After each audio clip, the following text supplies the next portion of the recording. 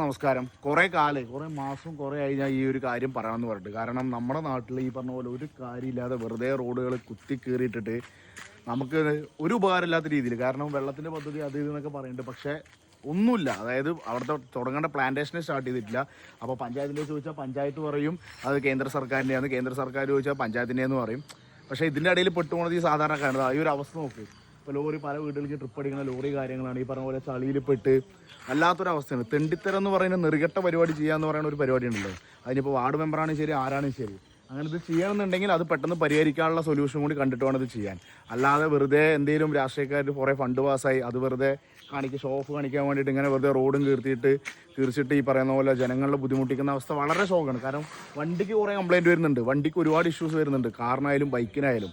ഇതൊക്കെ ആരോട് പറയാൻ, ആര് കേൾക്കാൻ? വെറും നമ്മൾ ജയിപ്പിക്കുക, നമുക്ക് തന്നെ ഇട്ട് കുത്തുക. എന്താ അവസ്ഥയാണിത്? എല്ലാവരും ഇതൊന്ന് കാണുക. എല്ലാവരും കേരളത്തിൽ ഒട്ടാകെ നടക്കുന്ന ഒരു പരിപാടിയാണിത്. പുറത്തും ഉണ്ടാവാം, പക്ഷെ ഇവിടെ ഭയങ്കര മോശമായിക്കൊണ്ടിരിക്കുകയാണ് ഈ അവസ്ഥ.